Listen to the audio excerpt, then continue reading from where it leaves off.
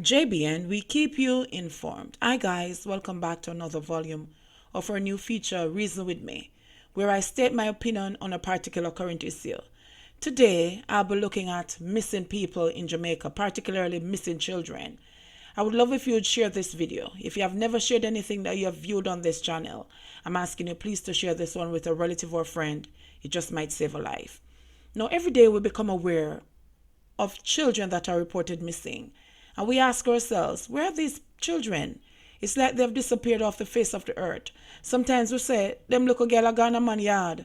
But from what this policeman is saying, a lot of the times this is not so.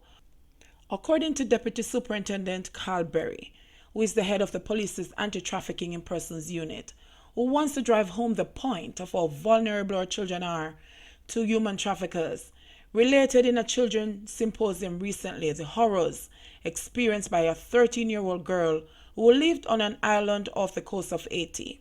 According to Berry, one grand market night, she along with her father took a 45-minute boat ride to the Haitian mainland.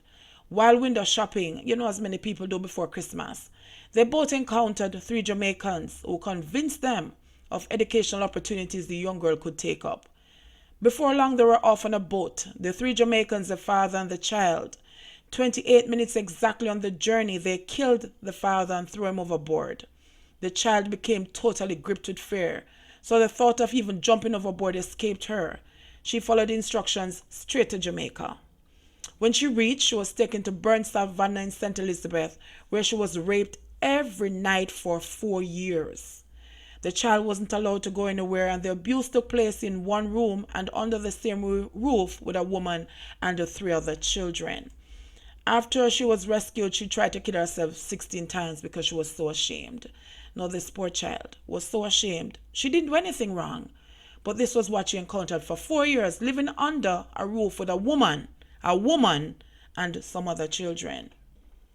Now, a man by the name of Ronnie Banks was charged, and he got himself 16 years for rape, 14 years for human trafficking, 14 years for facilitating human trafficking, 4 years for being concerned with the arrangement of human trafficking, and was instructed to pay $3 million to the victim.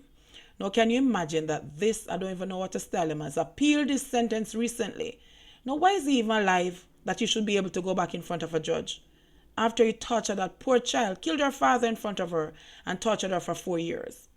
Now, what Berry is saying is that he highlighted at the symposium that there are 16 forms of trafficking, which include sex trafficking, forced labor, domestic servitude, forced marriage, and forced begging.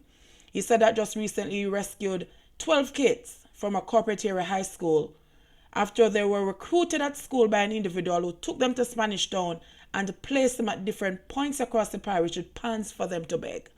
That man was convicted last year of forced begging. Boy, some things that is happening. And so parents or guardians, speak to your children about the dangers lurking out there. A lot of these missing children are meeting the recruiters, the pedophiles, and the traffickers online. Sometimes these people are posing as kids. They end up befriending your children, getting to know them, letting them confide in them to the point where they are taken away. Now, this policeman also spoke about organ harvesting. He said there's a phenomenon across the world where people are pulling people down and retaining body parts. One kidney has been sold on the black market for €250,000. Parents, guardians, we cannot be too careful. Know who your children friends are. Stalk them social media pages. Look on who is liking their pictures and the comments that they are posting. I know some of you are going to say that your children are entitled to their privacy, but in this day and age, you have to do everything to protect your children, to keep them safe. Speak openly to your children so that they can be aware of what's happening. It's better to be safe than sorry. Try your best to know where your children are. They all have smartphones. Track their every move. Put on the GPS trackers. Keep up to date with every move. As a parent said in a previous post, become a helicopter parent. Because we're not living in a civilized society. There are a whole lot of wolves dressed like sheep among us. Please do what is necessary.